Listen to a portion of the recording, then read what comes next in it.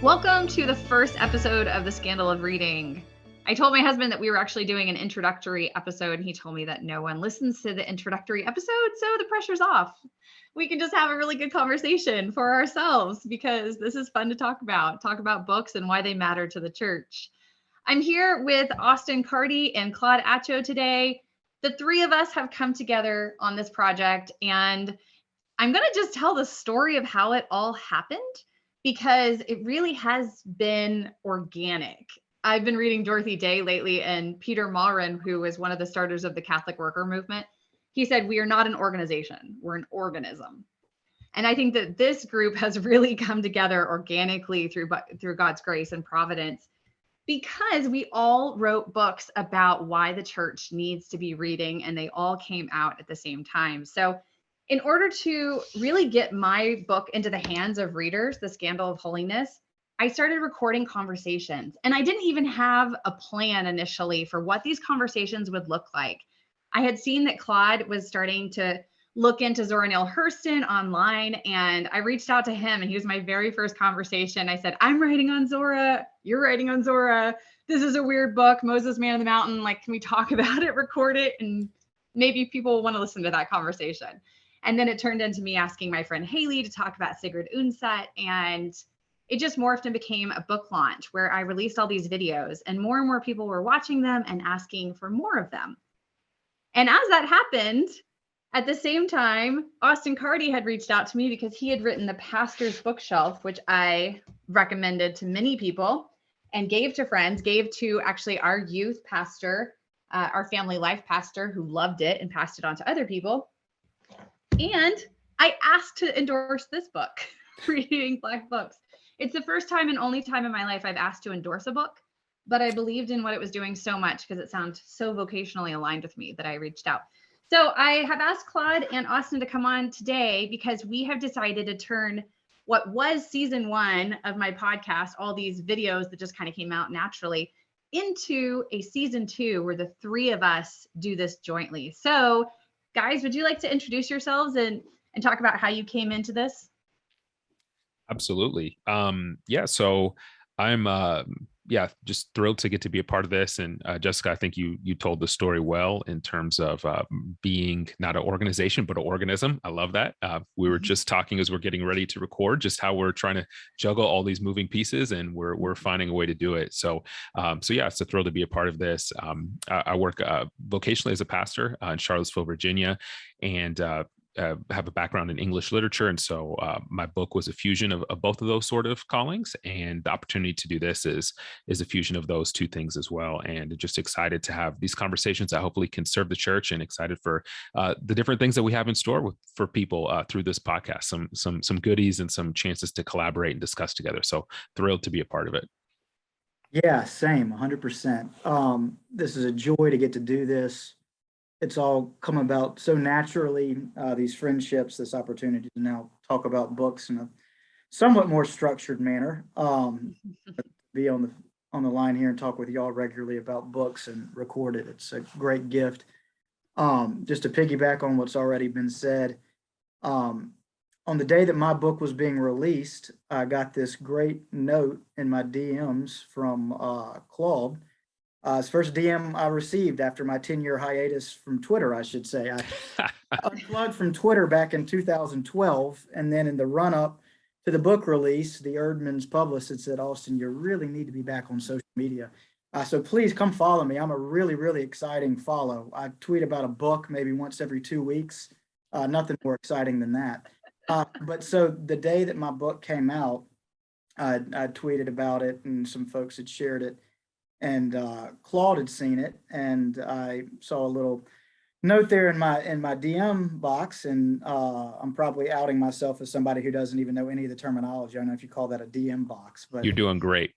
Yeah. So the point of this long story is to say that it was this really nice note from Claude saying that he'd seen that, was picking up a copy, thought it looked really interesting, and I had just pre-ordered a copy of his book because I'd seen somebody share it recently, like within the week. So I was really flattered that he reached out and said such kind words. So we kind of struck up a friendship that way. About a week later, I had finished reading The Scandal of Holiness, sent an email to Jessica just saying, you've been on my radar for a while now. I've read your stuff, just read this recent book. It's wonderful. Keep up the great work. I'm working in the same corner of the literary and ecclesiastical garden, and wish you all the best. Well, she was very kind, wrote back, said, would love to read your book. This sounds like something right up my alley. A lot of people say that kind of thing. Jessica actually did it. She put it out on Twitter, and a lot of folks responded to me because of that. So we struck up a friendship. And then, as Jessica said, our books all came into the world at the same time, basically. So a lot of different places that reviewed one of our books was reviewing all three of them, oftentimes in the same review itself. So to have those friendships formed that way, and to be working on the same thing, to be passionate about the same thing, namely literature and the church, it's been a great gift to me. So to get to now do this and do a podcast and talk with friends about books and ministry, it's a real joy.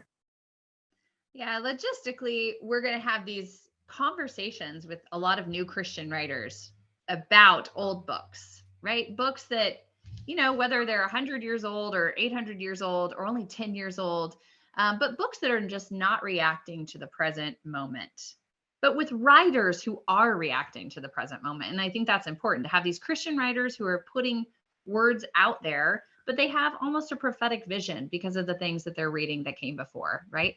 And so I'm having a lot of these conversations logistically, like this season will all be my interviews with people, but next season, the three of us will get together regularly and just talk about some of the big questions about why imagination matters to the church, why we think that people should be reading fiction in the church. So I wanted to start this introductory episode where we not only introduced ourselves, but just talked about like, what are those questions that we face? Because we all hear weird questions. I mean, I'm a school teacher, have been a school teacher, have been a professor, and also, now a writer more than anything else. So I'm coming from a more scholarly side of the question, more from the education perspective on like why Christians need to read. You guys are both pastors. You're talking to people in the pews. You have a pastoral angle. What are some of the questions you hear or some of the pushback you get from people who say, what, you're writing about literature? Yeah, I'll go first. One of the things that I hear often, and this is as a minister who came out of being a high school English teacher, I actually felt the first stirrings of a call to ministry while teaching high school English. It was through Didn't know that. That's cool. Story that this really began for me. And so reading has always been a passion of mine. But one of the things that I'm often asked by ministers and church members alike is, why do I talk so much about fiction? Why do I seem to use a preponderant amount of my reading time reading fiction? And underneath that question, I think, is an insight into what we, generally speaking, think of reading as. We think of it as a kind of utilitarian instrumental act, both inside and outside the church, just people in general. We're an immediate gratification people, and we are also kind of an instrumental people.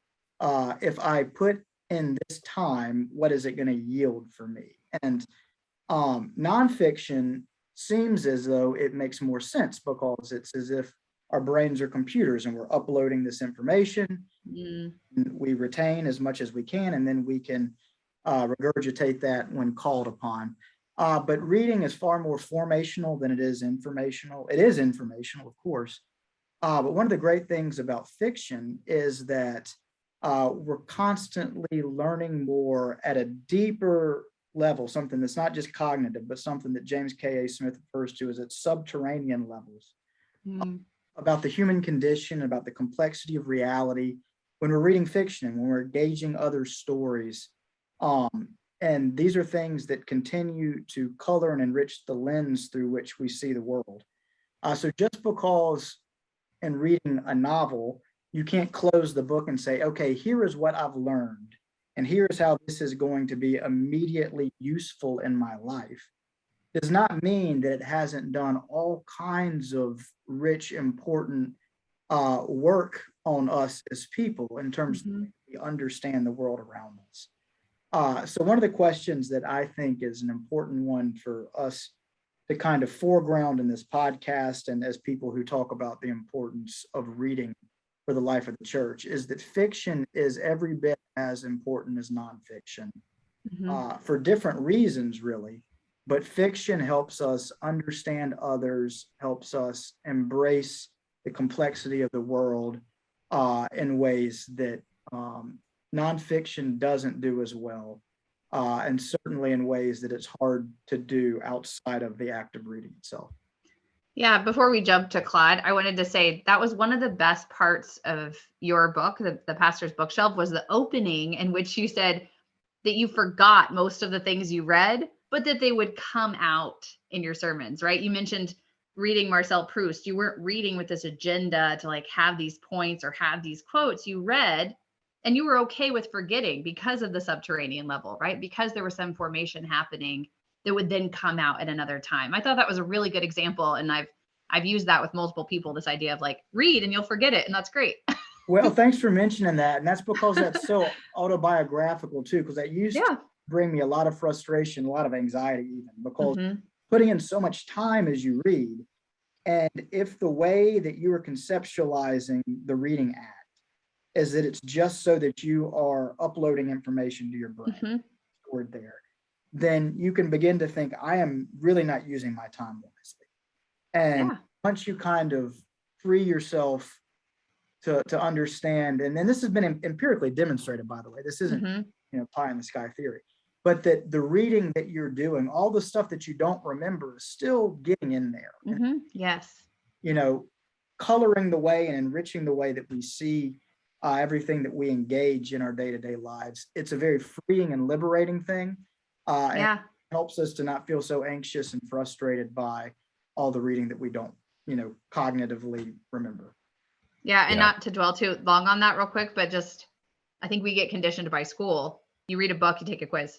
Yeah. Right. And that shows that you read the book. And like, if you get conditions like that, then what is the point? Right. You're expecting this like list of quiz to help you remember in order to say like what mattered about what you just read. Right. Like there's a problem, I think, in how we teach it. But Claude, what are some of the questions you get? So I get the same question that Austin gets. The other question that I get, though, actually, that's a little bit different is sort of a question that I think this podcast is really going to help people with is what should I read? So the sort of when people are convinced of sort of the case that's being made, and a lot of people don't need that convincing. They love reading. They see reading as a way to understand the world, as a way to know other stories, to love our neighbors, to be faithful disciples, and to be formed in important ways as Christians. Then the next question is, well, there's a lot of books out there. So what do I read? And, every time I talk with y'all, I come away with like, oh man, I really want to read this and I really want to read that. And then it's sort of what to prioritize, what to read, and how to read well. And so I know, Jessica, you've got a forthcoming book that's on that topic specifically, but I feel like that's the question I encounter now more regularly is the sort of, okay, yeah, I'm in, or I've been in on the reading thing for formation. So what do I do? How do I discern? How do I make choices between the classics and the contemporary stuff? And then how do I even, I want to read a lot, but how do I know if a novel's good? Like, how do I know if it's working? How do I develop that sort of grid for these things? And I think those are really fun and exciting questions and conversations to get into. So I feel like that's the question. That subset is what sort of rises to the top in conversation. I'm hearing that more. Yeah. Do you have a good answer? For those questions? I don't know if I have good answers. I feel like y'all got to come back for more episodes. Right? I think I'm prone to just really encourage people to read as they please, so to follow interests. I mean, I start and stop all sorts of books. I'm just kind of all over the place. And so I really encourage that sort of reading on a whim. I think I heard that from Alan Jacobs first. And I also think there's sort of, it's sort of like our interests and our context, so there's certain novels that I feel like this actually, I want to read this, but I kind of need to read this. I need to understand some of these stories based on where I live, who I am, who's around me, the type of person I want to become, and the things that I need to know, the things that are gaps for me. So sometimes I think in those categories as well. But I'm excited to, those are the sort of questions I'm excited for us to explore further. Yeah, I'd like to piggyback on that too, Claude. You said something that just got me thinking that, one of the benefits I think that engaging in this ongoing conversation of folks that are thinking about reading in the life of the church is that once folks have really begun to do this, one of the things that gets developed is it's another window into being able to give a real gift to someone, that in dialogue with someone, once you kind of have this reservoir built up, that you've read, a good amount, and once you're in conversation with someone, this is something I know we do as ministers a lot, but Jessica, I guarantee you do it a lot. All readers do this, that when you now have this tool that's in the toolkit, that you're engaging with someone, you're hearing about their life, something they're going through, suddenly you have this moment where something they're saying is connected to something that you recall from a book, to where you can say, this would be a great book, for you to read. I think you'd really enjoy this. As a minister, I've found that to be a really, really powerful tool for being able to have conversations and invite folks into some kind of intimate and vulnerable and important conversations that we might not have had the same ways into had it not been for this book. It was recommended. The only way to be able to do that is if you're reading regularly, but not just reading regularly. If you're reading regularly as kind of a spiritual discipline, it's part of you understand as something that is beneficial for your faith. So I think as we invite more and more folks within the church to see their reading as part of their faith practice, another thing we're inviting folks into doing is being able to be the kind of person who, in conversation with someone, is able to say, here's this book that I would recommend, and not just because it's an entertaining book, but because I really think this resonates with what we're talking about here. And I think that this would give you another lens into what it is that you're wrestling with or going through. Yeah, and I think what you're bringing up, Austin, is an argument, an apology for why it is that we're reading, which is really important. And the fact that people have to have this apology. And then Claude is saying, okay, after you even have the apology, then you still need some guidance. You need a teacher. And a lot of times people don't know who to turn to for those teachers. And in some ways, I think that would be part of my argument for why this podcast exists. It was the only thing that got me to even record YouTube or podcast, because for the longest time as a teacher, I thought, I don't want the words influencer. It was awful. Like, I didn't want to be a personality. I didn't want to be a brand. I didn't want to be an influencer. None of that appealed to me whatsoever. But when someone told me, what if you were teaching through this medium? What if it meant teaching? And then suddenly I could say, oh yeah, okay, I could do that. I can teach through podcasts. I can teach through YouTube. So that's what I'm hoping to do. What are some of the things you guys are hoping, why another podcast to put out there when all of us have our own ministries and our own things going on? Why is this important that we take the time to do this? Claude, you want to go ahead and start? Yeah, I mean, I like the way you frame that, Jessica, because I think, the first answer we were discussing just a few moments ago, Austin was sort of speaking to like the why reading, and I sort of brought up the sort of the what and the how a little bit, and that I think really aligns with the work that you're doing, in kind of online spaces and YouTube and different things like that, and especially this podcast. So I get excited. I think that's what we can contribute, is sort of the not just the why, but sort of the how and the what. And I think people need help with that. And and I think, sort of beyond that, I mean, we really believe in this together, and that this is really important, formative work for people's minds, their hearts and their souls, and their embodied living. And so it's an important part of our worship and our discipleship to Christ. And so the opportunity to talk about sort of reading in this sort of spiritual way, in this sort of formative way, is just a way to serve each other, to serve our listeners, to serve the church. And so it's not just another podcast in the sense of like, hey, we just want to talk about random ideas because we want to get more people listening so we can do more things or whatever. It's like, this is an act of love and of service, and we hope to just see a wonderful community kind of emerge and flourish out of that. Yeah, I love the way you just put all that, Claude. To me, it's an invitation into a way of life. And some listeners are probably already living the same way of life. And I think for others, it's an invitation into seeing reading as a central part of one's core identity. Mm-hmm. I reference in my book a line that stuck with me through the years. Back when Blue Like Jazz, came out and made a big splash in the early 2000s.